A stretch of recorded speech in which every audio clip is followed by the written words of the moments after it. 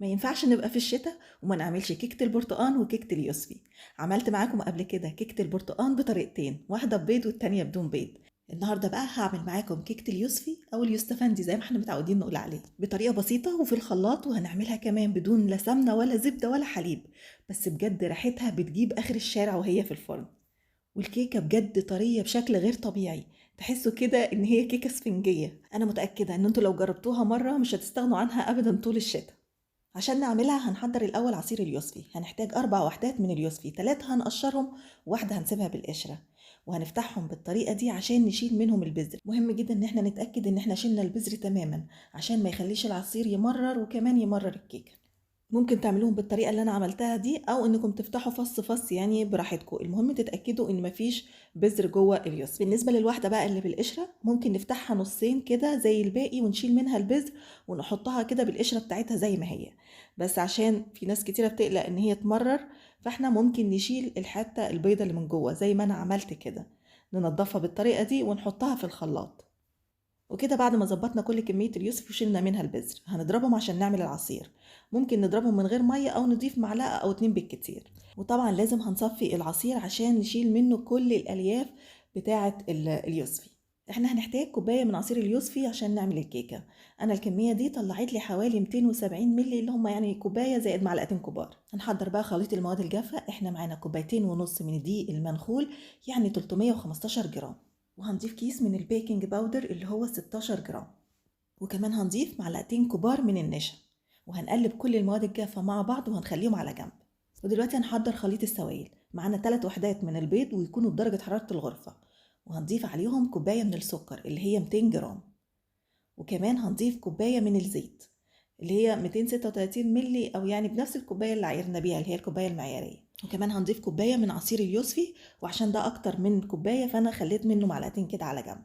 وهنضيف معلقة كبيرة من الخل ورشة الملح، وكمان نص معلقة صغيرة من الفانيليا بس دي اختيارية يعني مش لازم.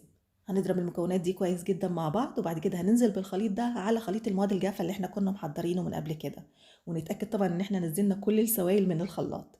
وهنبدأ بقى نقلب المكونات كده مع بعض لغاية ما تتجانس وما يكونش فيه أي تكتلات ولا فيه أي دقيق. وعشان الكيك تطلع معاكم طرية جدا وبجد كده عاملة زي ما يكون كيكة اسفنجية، قوام الخليط لازم يبقى كده خفيف شوية ما يكونش تقيل. أنا هخبزها في صينية مقاس 24، دهنتها بالزيت وكمان غلفتها بدقيق كده أو عفرتها بالدقيق، وأحط فيها الخليط كله. وطبعا بالسباتولا كده ننزل كل الخليط بتاع الكيك.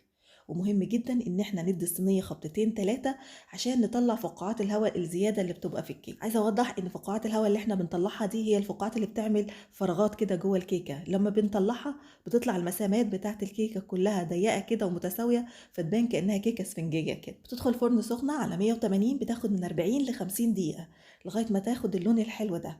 طبعا ده بيختلف حسب الفرن وحسب حجم الصينيه اللي انتم مستخدمينها. مش قادره اوصف لكم بقى طريه قد ايه ولا ريحتها كانت عامله ازاي. هنسيبها تهدى شويه وبعد كده نتاكد ان الجناب مش لازقه في الصينيه. ومهم قوي الحته اللي في النص دي بالذات ان احنا نتاكد ان هي مش لازقه خالص. وبعد كده بقى هنقلبها. شايفين بقى شكلها عامل ازاي؟ شكلها يجنن، وبجد طريه جدا جدا جدا. طبعا احنا ممكن ناكلها كده عادي، او ممكن نعمل لها صوص بالعصير بتاع اليوسفي، او ندهنها بمربى ونحط عليها جوز هند، وكمان ممكن نرش عليها سكر بودرة كده.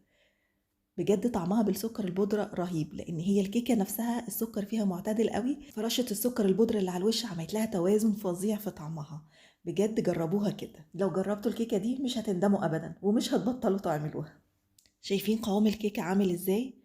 المسام بتاعتها ضيقة، ولما بتضغطوا عليها كده بترجع تاني لأنها طرية جدا، وشكلها من جوه بجد يفتح النفس.